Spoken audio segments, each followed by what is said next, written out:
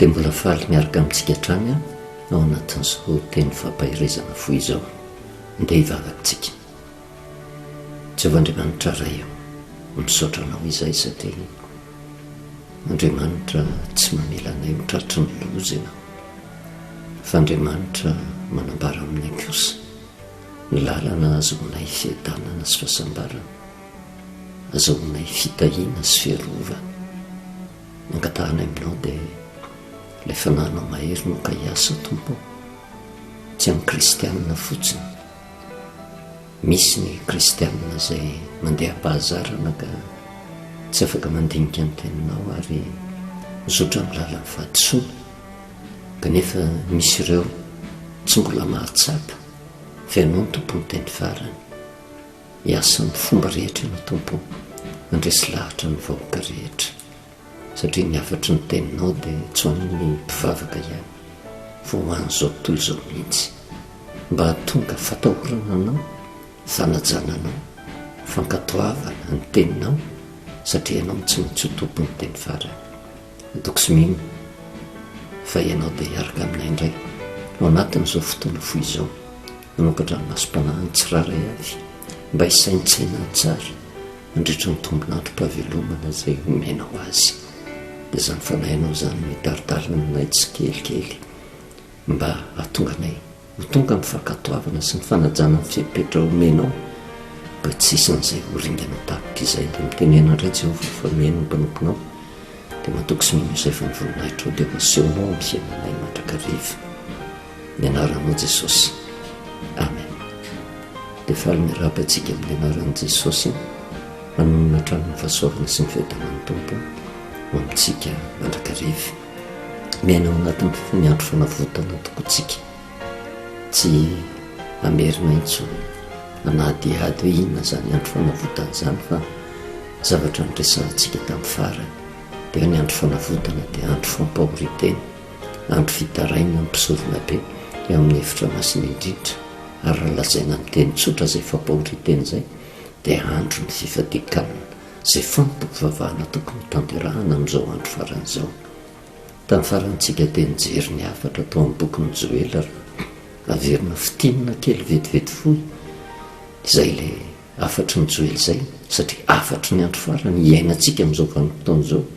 Ary raha manady ady lalina ny bokin'ny Joely tsika dia tsisy takona femina amin'Andriamanitra. Ny zavatra voasoratra fa zavatra mitranga amin'izao vanim-potoana izao, satria tena loza amin'ny atambo mihitsy miantona eo anatrehan'izao tontolo izao ny afatra apirak'Andriamanitra izay mahatratra hatramin'ny andro farany. Nisy tokoa tany amin'ny toko voalohany amin'ny bokin'ny Joely ny loza izay fananjo sy ny fitarainan'ny olona vokatra izay loza niatra izay, kanefa tao anatin'izany dia ny zavatra mitranga dia hitantsika fa tsy mangina Andriamanitra, fa nitondra fananarana tamin'ny fanirahana ny mpanompo. Ny toko faharoa izay fahitantsika tao amin'ny bokin'ny Joely dia misy indray ny loza anjo, izany hoe tsy mbola miatra fa mbola ho avy, kanefa ao anatin'izany dia zao miantso ny olona hibebaka Andriamanitra, tsy hoe olona tsy tratry ny loza, fa na le tany amin'ny toko voalohany na efa niara-ny loza, na ty amin'ny toko faharoa na tsy mbola tratra ny loza ary fa eritreritra fa mbola misy loza ho azy, dia miantso ny olona rehetra hibebaka eo Andriamanitra eo. Ary teo amin'ny toko faharoa teo nafahantsika ny teny hoe tsy afatra fotsiny ankety ho an'ny zanak'Israely, tsy afatra fotsiny ho an'ny kristianina, fa ho afatra ho amin'ny firenena rehetra. Raha iverenantsika vakina ny Joely toko faharoa dia ny andiny voalohany hoe tsy feozina ny anjomara, mintso mafy ao tendrombohitra masina, aoka angovotra ny mponina rehetra amin'ny tany, izany hoe tsisy ankanavaka. Dia tahaka an'izay zavatra hitantsika apahany kely ny amin'ny loza nge ny zavatra mitranga manerina an'izao tontolo izao hoe iza moa no afaka niala tamin'izany, na kristianina na tsy kristianina, fa mampiseho ny heriny Andriamanitra hoe izy ny tompon'ny fitsarana, izy koa ny tompon'ny fanavotana izay nasehony tamintsika tamin'ny volana septambra sy oktobra, izay mitoy izany ampahany ny fanavotana nataon'Andriamanitra. Ka eritreretantsika ny fanavotana lehibe izay ho tanterahan'i Jesosy. Ka ny toko faharoa misy ny loza manantanina antsona ny olona hibebaka, ary ny toko faharoa iray amin'ny andiny fahavalo ambin'ny folo dia mitsara ny loza ozy sy miaviny ny fitahiny tsy avelan'andriamanitra hitoetra ela ao anatin'izay loza izay ny olona ary maninona moa no mitsahatra ny loza marika ny famitrampon'andriamanitra satria hitan'andriamanitra ny fiovapon'ny olona sy ny fanekeny ny fepetra ka nanaiky hibebaka dia natsahatra andriamanitra ny loza ary zany ny zavatra iainantsika amin'izao vanim-potoana izao marina fa tsy ny olona rehetra nge nanaiky ny famarinany tenin'andriamanitra tsy ny olona rehetra no tonga ny fibebahany fa marina le fitarainany Abrahama tamin'i Jehovah raha nanakevitra andriamanitra tamin'izany vanim-potoana izany nandrava any Sodoma sy Gomora dia nifahavaka Abrahama ho aringanao miaraka amin'ny meloka ve ny marina ozy raha mahita olona 50 marina dia Jehovah ny teny hoe tsy andringana ny tanàna noho ny amin'ny olona 50 marina mbola tsy tena ao anatin'ilay toerana Sodoma sy Gomora tsika zao fa ao anatin'ny famotrampon'andriamanitra miala nen'andriamanitra fa ho avy ny vanim-potoana na mino ny olona na tsy mino ho tafapaka amin'ny lanitra ny fahotanyity zao tontolo zao ty dia mihoatra lavitra noho ny zavatra hitranga tany any Sodoma sy Gomora no hitranga eto amin'ity zao tontolo zao ty ka na iza hitaraina ho tonga ny fibebahana tsisy tsony ny famotrampon'andriamanitra amin'izay vanim-potoana izay fa tsy maintsy horavan'ity zao tontolo zao ty satria tsy ahita olo marina eto Andriamanitra fa mitombo ny faharatsiana izay ataon'ny olona fa saingy amin'izao vanim-potoana izao mitsinjo ny olona mamindra fo Andriamanitra na ny tsara na ny ratsy noho ny amin'ny olom-bofidin'Andriamanitra izay efa nitenenina tany amin'ny Mateo 4:20 hoe isy loza tsy misy toy izany hatr'izay mandraka ankehitriny ary hatraminao avy ary ny masontsika nahita ny toe-javatra nitranga manerina an'izao tontolo izao tsy azo oharina amin'ny loza mbola ho avy nefa kanefa tsika dia nahatsapa mihitsy hoe tsy mbola nisy ohatran'izany nanerina an'izao tontolo izao satria nikaikaika mihitsy izao tontolo izao ary ny teny Jesosy Kristy any amin'ny Mateo 4:20 hoe raha tsy no afoezina zany andro zany dia tsy nisy nofo ho azo vonjena fa noho ny amin'ny olom-bofidy ozy dia no afoezina zany Andriamanitra no mahita fa nisy olona tena nitady an'Andriamanitra tamin'ny fony ray manontolo tao anatin'ireny loza ireny nisy kristianina mpivavaka nandiny tena ka nahatsapa fa nisy zavatra diso nizorany tsy nanamarintena ka nitaraina tonga na fibebahana tapa-kevitra ny iverina tanteraka amin'Andriamanitra dia namonjy Andriamanitra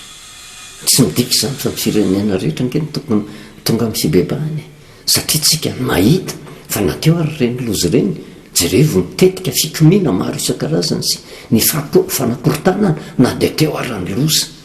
ka raha izay ny jerevan'Andriamanitra efa potika ty firenentsika ty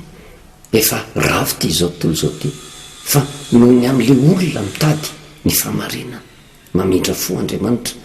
satria tsy tian'Andriamanitra ho ringana ny olona ao anatin'ny tsy fahalalana indrindra ny olona izay tena mitetika korotana vetsy averoa fa nomen'Andriamanitra tombon'androm-pahavelomana mba hanana ny toe-panahin'ilay olona mibebaka mba ahafahan'ny loza tsy hiatra aminy dia le fahaverezana mandrakizay dia izay ny zavatra mitranga amin'izao vanim-potoana izao fa tsy maharitra eo tsy mahasakana ny loza tsy ho avy io fa ny loza ngeza be izay hiatra ositsika dia le fataberan'ity zao tontolo izao ty fa saingy manamarina ny tenin'ny Andriamanitra amin'ny vanim-potoana havelomantsika dia amarininy fa miaina kely amin'ny apahany izay le hoe fitsaharany loza sy fiavin'ny fitahiana zay tsika amin'izao vanim-potoana izao ary dia hitatsika ny famondrampon'Andriamanitra ary na dia eo ary ny loza tsy afa-miala manerina n'izao tontolo izao sambatra ny firenena izay manana ny Jehovah ho tokony fa ninonina tetika fanakorontanana rehetra arovan'Andriamanitra ary asehoan'Andriamanitra fa mita ny firenena izy mita ny fiangonana marina mandeha amin'ny famarinana izy mita ny tokatrano sy ny isambatan'olona izay vonona iondrika ao anatin'ny soratra masina izy satria tsisy afabela hoe ankady anjaran'ny kristianina irery fotsiny zany fa tsisy afabela ny firenena rehetra ary izay nanaovana antso hoe ankatsy hoe vita ny loza dia atsahatra Andriamanitra fa dia fitaomana nisambatan'olona ny fiangonana ny iverina mafamarina ary ny firenena iray manontolo aza manao hoe raharaha nympivavaka fotsiny ihany zany fa raharahantsika menakavy zany rehetrarehetra zany mba hatonga atsika atahotra n'andriamanitra. Ary ny zavatra farany moa zay hitantsika tao amin'ny Joela 4 dia hoe ny amin'ny andatsahana ny fanamasina sy ny itsarana ny firenena rehetra ary zay le vanim-potoana anankiray voatendrin'andriamanitra tsisy ho avabela izy sy miteny hoe ny amin'ny andatsahana ny fanamasina sy ny itsarana ny mpivavaka ny firenena rehetra tsisy ho avabela eo anatrehan'izany tsy afabela isika isambatan'olona na inona foto-kevitra tazomintsika na eritreritritsika hoe anga tsy mino tsy avabelany amin'ny fitsaran'andriamanitra kanefa dia miaina ao anatin'ny andro fanavotana tsika ary teo indrindra no natonga tsika nyresaka hoe ny andro fanavotana dia andro fampahoritena tsy zavatra tanterahana amin'ny vanim-potoana voatokana tahaka ny tany amin'ny zanak'Israely tamin'izany vanim-potoana izany fa naseho an'andriamanitra moa satria mpisorona be arabaka teny olona mitendrena tamin'izay ary ny fampipovavahana tanterahana saiky miverina isa-taona fa rehefa tonga Jesosy Kristy dia nahatanteraka ny fampipovavahana mandrakizay izy ka mbola ao amin'ny hevitra masina indrindra izy tsy hoe isa-taona izy dia mitsanganao na dia miverimberina raha ny volana septambra sy oktobra fa ny fiverenan'ny taona septambra sy oktobra dia fampirifon'andriamanitra fisakany amin'io vanim-potoana io dia zao misy foana nitetika fanakorontanana kanefa amin'io vanim-potoana io ihany koa miditra antsehatra-andriamanitra manavitra aseho an'andriamanitra mihitsy fa ninina tetika fanakorontanana tetika fitaomana ny olona tsy anajany fepetra dia noho ny famindrampon'andriamanitra lehibe mamonjy io andriamanitra io ary amin'izao vanim-potoana izao no mahatonga antsika hoe tsy mitsangana isa-taona tsony Jesosy fa misy vanim-potoana tsy maintsy hitsanganana eo noho izany ny fampipovavahana tokony tena ho ady adiana lalina dia ny fampahoritena zay milaza araka ny tenin'andriamanitra hoe lalàna mandrakizay zay fampahoritena zay rehefa tena hidirana lalina dia andro fifadikanina dia mba ilay fisaratsaina ange misy hoe rehefa mifady anina ange tsika dia misy andro tendrentsika mba hifadiana anina fady anina ndray andro dia mihinan-kanina rapitso na mifady anina mandritra ny herinandro dia mihinan-kanina rehefa avy eo na mifady anina asa raha vitantsika nitakan'eny Jesosy hoe mifady anina 70 andro sy 70 alina fa zay le zavatra rabaka teny fa mety mampieritreritra antsika hoe ahoana moa zany hoe fiainana ny fifadikanina fiainana ny fampahoritena dia zay mahadededsika lalina mba ndraisantsika ny famonjena avy amin'andriamanitra ka raha ny Joela ny Joela 1 ka hatramin'ny 4 ozy foy dia foy dia milaza ny zavatra hitranga any am-para milaza lozy io kanefa milaza famonjena sy milaza ny toromarika rehetra mba tonga ny olona ho amin'ny tena fibebahana marina ny toromarika io dia raisitsika ny Joela 4 satria araka ny resahantsika hoe le fifadikanina ke amin'izao vanim-potoana izao hoe tsy hain'ny olona tsony ny zava-miafina ambadiky ny fifadikanina satria ny olona voataizatsy andinika soratra masina ka ninona zavatra tenenina aminy dia tanterahany na diso ary araka ny resahantsika tamin'ny farany hoe rehefa mifady anina ny olona dia misy antony manokana ary zasainao mety maro amintsika ankafa nefa niditra tamin'izany fifadikanina izany fa inona ny manosika atsika hifady anina fa be dehibe ao anatin'ny kristianina rehetra ny fiangonana dia zao fitaomana ny olona hoe rehefa tena marary dia mifady anina rehefa misy zavatra angatahana dia angatahana ao anatin'ny fifadikanina marina ve zany rehetrarehetra zany dia tsika tsy afaka nometsiny fa Andriamanitra ozy tsika tsy mijery ny androny tsy fahalalana fa mianatra tsika miendrika ao anatin'ny soratra masina mba hanakatra n'izay le fifadikanina zay mira ozy tsika fampahoritena. Joela 4 ny 2 ka hatramin'ny 5 no vakitsika miafatra mamintana ny zavatra rehetra ao anatin'ity afatry ny Joely ity ary antonona amin'izao vanim-potoana so zay somary hidirantsika lalina ko na dia ankehitriny aza ho Jehova miverena amiko amin'ny fonareo rehetra ary amin'ny fifadikanina sy ny fitomaniny ary ny fitarainana zay le tenenin'i Jehova miverena amiko amin'ny fonareo rehetra dia ahoana ny fiverina aminy amin'ny fifadikanina sy ny fitomanina ary ny fitarainana io fotsiny zany tsika dia afaka manatsoaka lesona anankiray ngeza be mba tsy hatonga atsika tena miainy fotsiny ka ekentsika le teny fa tsy azontsika zay lazainy fa eto zany ny atao hoe fifadikanina sy fitomanina ary fitaraina mira fiverenana am' Jehova fiverenana am' Jehova tsy misy resaka hafa akoatran'izay ary eto nefa dia ny zavatra mitranga mandiny 17 ary ny fonareo ny tritriaro izy fa za ny fitafianareo ary miverena am' Jehova Andriamanitra reo fa mamindra fo sy mianto izy no mifatsapahantsika ny famindrampon'Andriamanitra no mifatsapahantsika fa Andriamanitra tena tsy loza be io Andriamanitra io tsy mamely tapika zany io Andriamanitra io fa mampitandrina mandrakariva fa misy loza tsy maintsy ho avy kanefa tsy avelany ho tratry ny loza tsika fa misy toromarika omeny ka mba tsy hatonga atsika ho tratry ny loza dia omeny atsika ny lalana ny fiepetra mba tsy hatonga atsika ho tratra ny loza zay dia ozy hoe ny fonareo ny tritriaro fa za ny fitafianareo miverena am' Jehova Andriamanitra reo izy fa mamindra fo sy miantra izy mahary-po sady be famindram-po ary manenina ny amin'ny loza ny dikan'izay manenina amin'ny loza zay na dia ny teny ary Jehova hoe isy loza andriganana anareo rehefa tena hita ny toe-panahin'le olona dia zao manenina ny amin'ny loza izy tsy tanterahany zay loza zay fa fitahiana indray marotsany fa andraozy mba hanenina ihany izy ka hamela fitahiana ao ariana dia fanatitra hoanina sy fanatitra hidina ho an'i Jehova Andriamanitra reo tsoa feoziona ny anjomara ozy ka manamasina andro fifadikanina mentsoa fivoriana masina zay ny rafitininy zay afatra tiany Jehova ampitainy miditra ny fifadikanina manahoana moa ny fifadikanina teo anivon'ny zanak'Israely tamin'izany vanim-potoana zany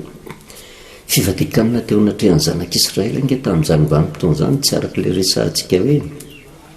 tsy mihinan-kanina fotsiny fa tena tsy misotro rano mihitsy mampahoro ny tenany ary be dehibe tsy hoe zay fotsiny natao hoe fifadikanina fa misy fomba hafa miaraka amin'ny fifadikanina tanterahan'ny zanak'Israely tamin'izany vanim-potoana zany rehefa ampahoro ny tenany eo anatrehan'i Jehova izy dia zao misodavenina mitafy lamba malailay tena tsy manaratra ny lohany tena aseho mihitsy fa ao anatin'ny fahoriana tanteraka tsy mihinan-kanina mihitsy ary tsy vitany tsy mihinan-kanina fa tena na dia amin'ny alina ary tsy matory ohatrany hoe alimbavaka mbola ho hitantsika moa fa na ny fifadikanina na ny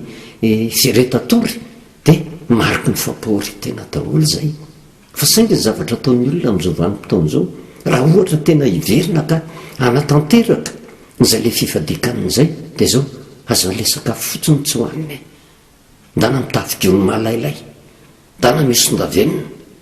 aza manaritra ny volo tsy misasa zany ny fampahory-tena teo anatrehan'i Jehova tamin'izany vanim-potoana zany zay tena niaina ny zanak'Israely dia mila manakatra tsika hoe inona ny mahatonga ny zanak'Israely tamin'izany vanim-potoana zany rehefa mifady aminy na ninona izy ny misodavenina na ninona izy tsy nanaratra ny lohany na ninona izy ny tafilamba mahalailay na ninona izy ny tokamonina na ninona izy no ny aritory misy antony daholo zany rehetrarehetra zany ary zay le toe-panahy zay ny ten'Andriamanitra ho takin'ny olona ary tamin'izany vanim-potoana zany rehefa tena nisy ny loza mianjady tamin'ny zanak'Israely dia tena nankasitrahan'i Jehova mihitsy ny fifadikanina sy ny fampahori-tena zay nataon'ny zanak'Israely fa rehefa taty oriana lasa fomba ivelany fotsiny zany rehetrarehetra zany nampahoro ny tenany ny zanak'Israely fa ny toe-po sy ny toe-panahiny tsy hita tao anatin'izay fampahori-tena zay anika na dia nampahoro ny tenany ary izy dia tonga ihany ny loza nisy ihany ny fandringanana tsy nisy ny fitahiana satria tsy arak'le fifadikanina sy fampahori-tena mitakin'i Jehova ny zavatra mitranga za tena matoky mihitsy fa tao anatin'ireny tena toe-javatra mitranga manerina n'izao tontolo izao reny mitranga teo amin'ny firenena misy mihitsy ny fitaomanany olona tao anatin'ny fifadikanina fa inona no manosika ny olona ho amin'ny fifadikanina ary tena araky ny takiny ny teny soratra masina ny olona ve ny fifadikanina zay ny tanterahany fa misy fepetra mazava tsara apetrak'Andriamanitra ny amin'izay le hoe fifadikanina zay satria rehefa tena fakafakainao lalina ny fampahori-tena sy ny fifadikanina dia fampopivavahana miavaka ao anatin'ny fiandrasana ny fitsanganan'le mpisorona be ao amin'ny efitra masina indrindra zay mahatonga atsika amin'nyretsaka amin'izao vanim-potoana zao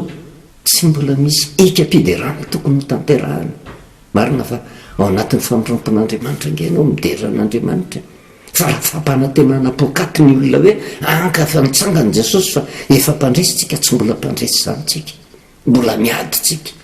fa raha nyfahamarinany soratra masina tsisy afaka milaza fa efa nitsangana tao amin'ny efitra masina indrindra jesosy nitsangana tany maty izy fa saingy tsy ampahafantarina ny olona hoe aizy izy amin'izao vanim-potoana zao mbola mitaraina amin'ny feo tsy azo tonono amin'ny efitra masina indrindra ke izy mandrapa tonga ny fataperan'ity zao tontolo zao mba tsy hatonga atsika oringany ary takina amin'izany ny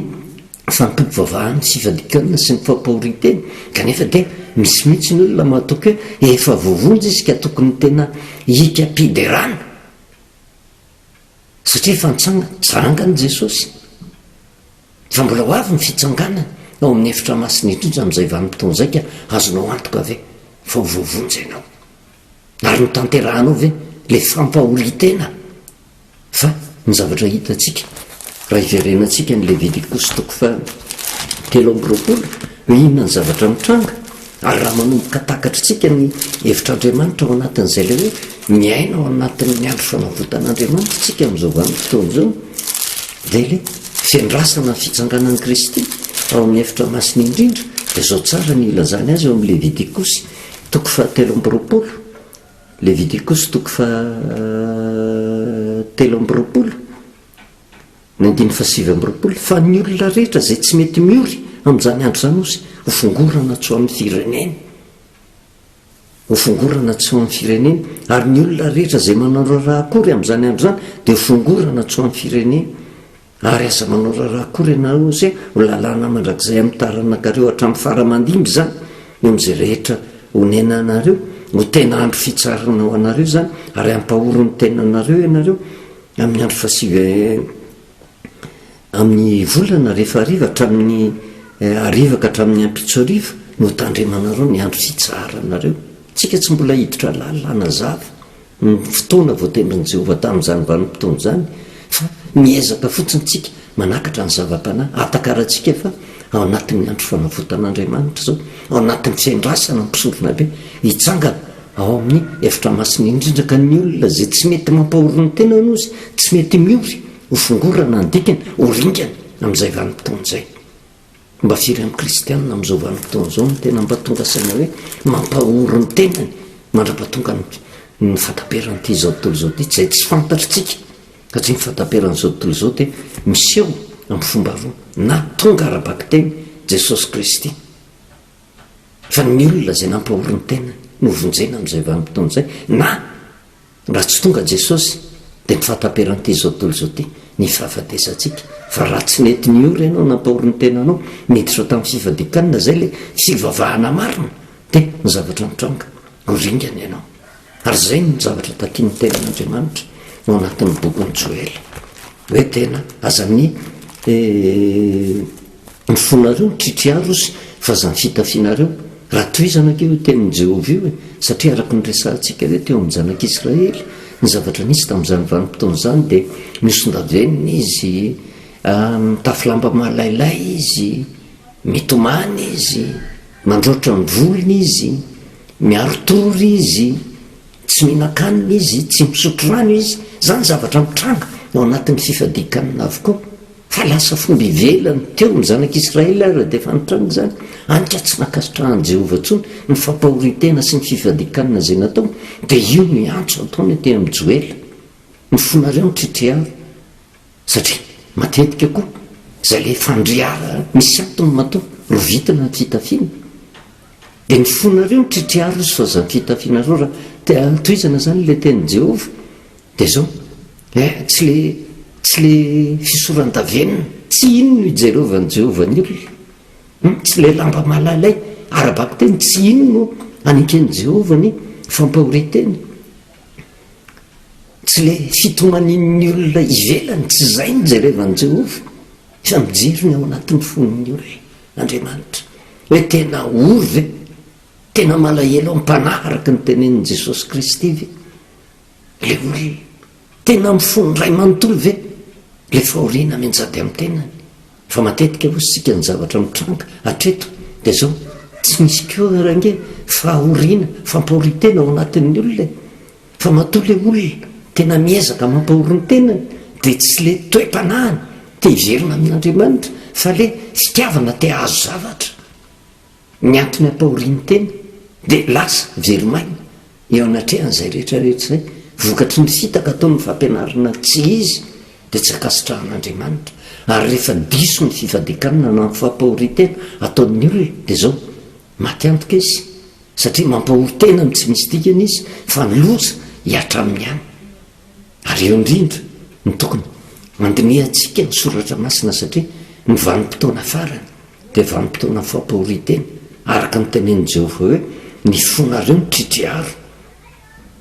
dikan'ilay hoe ny fonareo ny tritriaro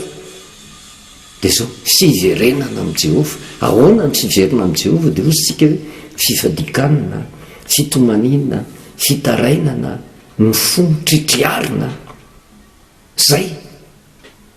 zay ny afatra ao anatin'le fampahori-tena dia misy lalàna apetrak'Andriamanitra ao anatin'izay fiverenana amin'ny tanterak'izay mba hatonga ny olona ho tonga saina tanteraka satria tena fiainana latsaka anaty mihitsy ny fahatserovana fa misy fahoriana lalina menjady aminy vokatry ny loza mananotanina azy ary zany indrindra no tokony hoentintsika mandiny tena amin'izao vanim-potoana izao saminge mamarina fanontaniantsika valio inona no mahatonga anao mifady anina manosika anao ampahori-tena manosika anao tsy nambary tsy sotro rano manosika anao hiarotory inona ny antony fa hitantsika moa famarina ny soratra masina hoe voasorotra mazava tsara ny tena fifadikanana marina ao anatin'ity teny soratra masina ity fa eto aloha dia efa zavatra ngezabe no azotsika tsapaina ao anatin'izay hoe ankehitriny miverena amiko amin'ny fonareo rehetra miverena amin'i Jehovah Andriamanitra reo zay le fampahori-tena ary le fifadikanana le fitomanina dia fomba atao hiverenana amin'Andriamanitra dia tsy maintsy mijeritsika ny tantara voasorotry ny soratra masina mba tsy hatonga antsika ho diso hevitra ary hanaporofontsika mihitsy hoe tsy raharahan'ny kristianina rerange ny fifadikanana sy ny fampahori-tena raharahan'ny firenena rehetra ohatra antsika zao eto amin'ity firenena malagasy ity anaovana antsoavo mihitsy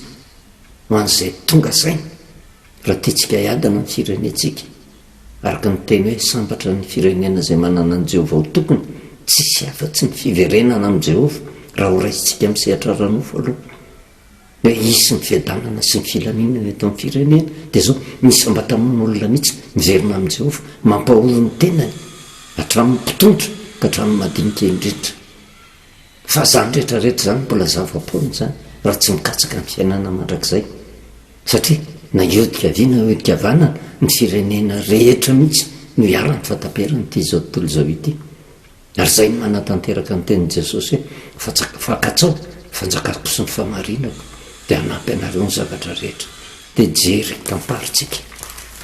tantara ny fifadikanana tena izy tamin'izany vanim-potoana zany dia mijeritsika amin'ny boky ny Jona nanomboantsika azy mba hoentintsika mandiny tena manoloana ny afatr'Andriamanitra sy andiniantsika tena ihany koa manoloana ny fifadikanana sy ny fampahori-tena nataontsika atreto dia tena araka ny soratra masina ve sa filanjavatra no mahatonga antsika hiditra ny fampahori-tena sy ny fifadikanana tsy ratsy akorange ny mila zavatra amin'Andriamanitra fa mety ve ny fampahori-tena satria tsy manam-bola mety ve ny fampahori-tena satria marary mety fanasitranana ny tediavin'ny olona fa izy tsy miverina amin'i Jehovah mety vola serena ny tediavin'ny olona ao anatin'ny fampahori-tena fa izy tsy miverina amin'i Jehovah mety voninahitra no mahatonga an'le olona miditra amin'ny fifadikanana sy ny fampahori-tena fa zao izy tsy mivaky loha ny amin'ny fiainana mandrakizay zany fa ny fampahori-tena dia fikatsahana ny fiainana mandrakizay ary naseho an'i Jesosy zany mbola ho hitantsika zany rehetrarehetra zany satria Jesosy koa nampahoro ny tenany rehefa vita batisa izy niditra tamin'ny fifadikanina 7 andro sy 7 alina. Ry Mosesy niditra tamin'ny fifadikanina 7 andro sy 7 alina. Ry Daniela niditra tamin'ny fifadikanina. Izy ireo mpaminany ireo tsy niditra tamin'ny fifadikanina fa inona no nanosika azy niditra tao anatin'izay fifadikanina zay. Misy antony manokana ary mila vakavaka iny zany fa tsy andeha anjambany hoe tena andeha apaolo ny tenako fotsiny amin'izao, satria misy zavatra kendreko avy amin'Andriamanitra. Zay mifotokevitra iainako ao anatin'ny fiangonana nahazatra ka na tsy mifanaraka amin'ny soratra masina ary dia hotazomika horingana amin'izanytsika. Mitaonantsika iondrika andinika ny soratra masina ao amin'ny Jona toko voalohany. Nandrahan'Andriamanitra ny Jona hakany Ninive ozy sy ny nandrosirana ary ny nanjo azy noho izany hijery kely tantarintsika. Ary tsy mampanenina matetika angen'ny olona dia mieritreritra aka tonga dia lazao tsotra zao fotsiny fifadikanina inona fa izy tsy dia andinika ny soratra masina. Fa zay no mahatonga antsika hoe aleotsika manadiady lalina mba hoentsika mandiny tena ka tsy andehanantsika ampahazara anaiky ny fotom-pampianarana tsy izay tondra fandrikanana ao antsika taka an'izay nitranga teo amin'ny firenena. Tranga manerina n'izao tontolo izao. Andriamanitra mamerina ny olona ao amin'irony ny atakatra ny tombamidin'ny famonjena nge reny ny tranga rehetrarehetra reny fa firy amin'ny olona firy amin'ny kristianina ny tena hiverina ho amin'ny famarina ny tenin'Andriamanitra. Jona toko voalohany. Nandrahan'Andriamanitra ny Jona ozy hakany Ninive sy ny nandrosirana ary nanjo azy noho izany. Ary tonga tamin'ny Jona zanaka amin'ny taozy ny tenin'i Jehovah nanao hoe mitsangana makanisa ny Ninive ilay tanàna lehibe mientso ny amelezana azy ozy fa tafakatra eo anatrehako ny varajiny. Zay ndre ny voalohany sy faharoa zay nanomboantsika ny lesona. Tafapaka amin'ny lanitra ny fahotan'ny mponina tao Ninive dia mandany ianao ry Jona ilazao ny amin'ny amelezana azy zay le loza zay hitantsika tany amin'ny Joela-paminany filazana ny lozanjo ny ilazao mponina Ninive. Izy ty tanàna Ninive ty tena raha ny tanàna Ninive ange dia renivohitra Asiria, tanàna jentilise, tanàna tsy manana Jehovah ho tokony. Ary raha fieritreretantsika azy hoe raha Jehovah no tsy ananany toky ahoana moa andrikanan'Andriamanitra azy fa fomba fampisehoan'Andriamanitra any atsika amin'izao vanim-potoana izao hoe Andriamanitra tsy mijery an'izany hoe tia tsy mahalala zany fa anazy ny firenena rehetra ka rehefa mihodina aminy dia zao tena mamely izy manafay io Andriamanitra io. Ary ny mponina Ninive ozy sika dia tena renivohitra Asiria ary niaina tao anatin'ny faharatsiana tamin'izany vanim-potoana izany satria tanàna nakaray petraketraka mpamon'olona mpijangajanga hita tao daholo ny faharatsiana rehetrarehetra. Ary rehefa tena hitan'i Jehovah hoe tena tsisy hevitra tsony fa tena diso tafahoatra le fahotany Ninive ny rahany Jona. Dany ianao ny rahako an'ny Ninive manana fahefana amin'ny firenena rehetra Andriamanitra dia taka ny zavatra hitantsika tamin'izao vanim-potoana izao manana fahefana amin'ity izao tontolo izao ty Andriamanitra na firenena-dehibe na firenena kely mahantra sy madinika ary taka ny États-Unis, ny firenena Européana, ny firenena Arabo, ny firenena ny Ansina, ny firenena madinika taka ny Madagasikara tsisy avabely dia ao nolony ny fitsaran'Andriamanitra. Rehefa tafapaka amin'ny lanitra ny fahotany dia misy loza kanefa io loza zay nyresahan'i Jehovah tamin'ny Jona io tsy tonga dia niatro ndana aloha makany ianao irahako any ianao dia ilazao izy fa asiako zany tanàny zany satria tafapaka amin'ny lanitra ny fahotany. Ary zay le famitrampon'Andriamanitra lehibe apetrany amin'ny olona tsy tonga dia mamely Andriamanitra manirakolona izy mampitandrina ny zavatra kasainy atao ho aringako io. Ary misy zavatra kendren'Andriamanitra ao anatin'izany amin'reto firenena jentilisa reto mba hatonga nyreto firenena reto ho tonga sainy fa ny Andriamanitra zay hivavahana dia tokana ihany manana fahefana amin'ity izao tontolo izao ty dia torak'izany keo na dia tsika eto Madagasikara ary nenenina fa samy hafan'ny fivavahana zay tanterahana tsotra ny Andriamanitra ny kristianina ihany n'Andriamanitra tompo marika ny amin'ny fitsarana rehetra. Dia eo tsika ny mandinika ny tenantsika satria rehefa tafapaka amin'ny lanitra ny fahotany na fahotan'ny firenena fahotaniny eo anatin'ny tokantrano, ny fahotan'ny isambatan'olona misy loza miatona foana ary tsy maintsy manirak'olon'andriamanitra mampitandrina misy loza amely. Ary dia hitantsika ny toyan'izany leson'izany fa tena fitiavan'andriamanitra atsika mba hatonga atsika andiny tena manoloana ny fanapaha-kevitra izay raisitsika hatonga fibebahana ho atsika tsiraray avy. Vavakantsika misaotranao Jehovahandriamanitra ray eo satria tsy mba manafina ny marina aminay ianao fa ariarinao mba tsy ho fanamelohana akory ny antony ampahafantaranao ny fahatsoa-kevitra izoranay fa tsy hatonga anay ho tratry ny loza fa ianao miala-nenina mba hitondra fanavotana. Misy foana ny Jona irahanao izay manambara ny loza hiatra kanefa tsy tonga dia mamely ianao tompo fa mampitandrina mba handraisana ny fanapaha-kevitra ho tonga ny fibebahana, mba tsy handalo misofonay tompo ny avatra rehetra izay nomenao voakanao ny asa tanteraka ny fanahinao ndresy lahatra ny isambatan'olona hanana ny fanetretena ka tonga azy tsy hanao tsinitsina ny famarinany tenao satria fanavotana ho anay izany. Antoko sy mino fa mijery ny isambatan'olona ianao, mijery ny tokantrano ianao, mijery ny firenena ianao, mijery ny fiangonana rehetra tompo raha diso lalana mamondrafo amin'izy ireo fa tareo amin'ny lalana marina izy mba ndraisan'ny tena fanavotana marina. Dia misaotra indritra ray ny anaranao Jesosy, amen. Nametraka ny veloma sy ny mandram-piana vetivety amintsika dia matoko fa ny fahasoavana sy ny fahitana ny tompo amintsika mandrakariva.